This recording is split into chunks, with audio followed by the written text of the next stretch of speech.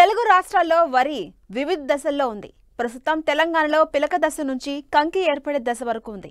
ఆంధ్రప్రదేశ్లో అక్కడక్కడ ఇంకా నాట్లు వేస్తూనే ఉన్నారు. అయితే యాసంగిలో చాలా వరకు వరి పంటను కాండం తొలచు పురుగు ఆశించి తీవ్రంగా నష్టపరుస్తుంది. దీని నివారణకు సమగ్ర సస్యరక్షణ చర్యల గురించి రైతులకు తెలియజేస్తున్నారు పాలెం ప్రాంతీయ వ్యవసాయ పరిశోధనా స్థానం శాస్త్రవేత్త శంకర్.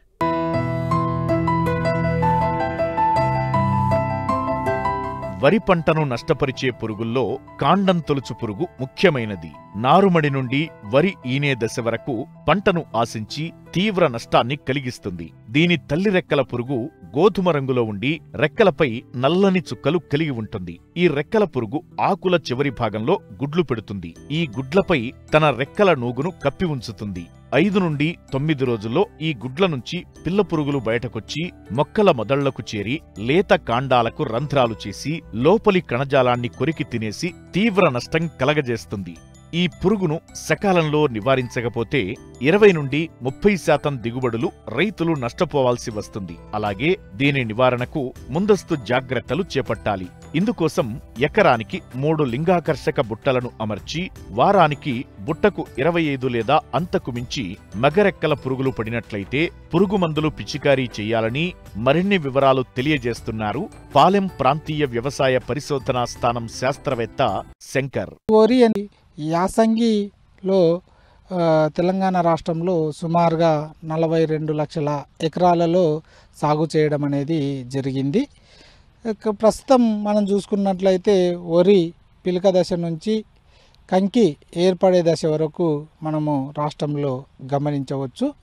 ముఖ్యంగా వరిలో గమనించినట్లయితే వరిలో ప్రధానంగా యాసంగిలో కాండం తొలుచు పురుగు, వరి ఈగ, అదేవిధంగా నల్లి మరియు ఆకుముడత, గొట్టం వరి గొట్టపు రోగము ఎక్కువగా ఆశించడం అనేది గమనించవచ్చు.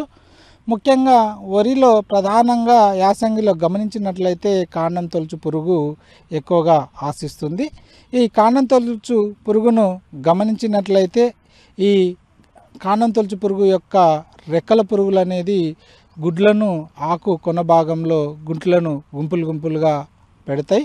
ఈ గుడ్ల నుంచి వచ్చిన లార్వలు మొదటి దశ లార్వలు కాండాన్ని ఆశించి కాండానికి రంధ్రం చేసి లోపలికి ప్రవేశించి కాండం లోపల ఉండదాన్ని తింటుంది. ఇది తినడం వల్ల మనకు మొగ్గి అనేది ఏర్పడుతున్నది.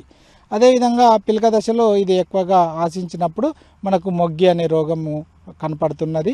ఈ ఊస కంకిని మనం గమనించినట్లయితే కంకి ఏర్పడిన తర్వాత కంకి తెల్లగా కనపడుతుంది. మనం పీకినట్లయితే వదులుగా రావడం అనేది జరుగుతుంది. కంకిని చీల్చి చూసినట్లయితే లోపల తెల్లగా బియ్యం గింజ వంటి చిన్న లార్వను గమనించడం జరుగుతుంది. దీనికి నివారణ చర్యలను గమనించినట్లయితే ఈ తల్లి రెక్కల పురుగు ఒక స్క్వేర్ మీటర్కు ఒక తల్లి రెక్కల పురుగును గమనించిన వెంటనే లేదా ఒక గుడ్ల సముదాయాన్ని గమనించిన వెంటనే లేదా 10% పిలక 10% మొగ్గి కానీ అదేవిధంగా ఊస కంకి కానీ ఒక స్క్వేర్ మీటర్కు గమనించినప్పుడు వెంటనే సస్యరక్షణ చర్యలు అనేది చేపట్టాలి. 10 కిలోలు 3G కార్బోఫిరాన్ 3G గుళికలు ఎకరానికి 10 కిలోలు వేసుకోవాలి.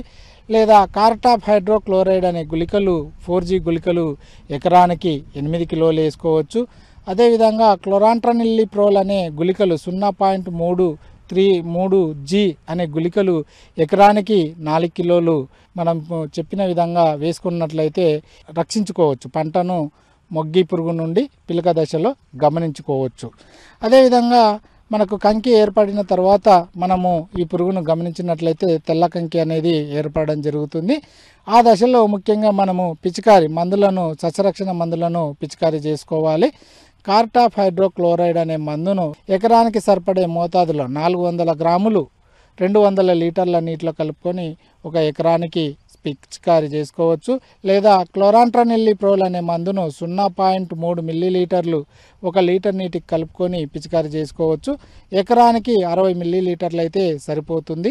కార్టాప్ హైడ్రోక్లోరైడ్ 75G అనే మందును 1 గ్రాము 1 లీటర్ నీటిలో కలుపుకొని కూడా మనము ఈ మందులను పిచికారీ చేసుకున్నట్లయితే వరిలో కాండం తొలచు పురుగును సమర్థవంతంగా నివారించుకొని అధిక ఆదాయాన్ని మనము సాధించవచ్చు.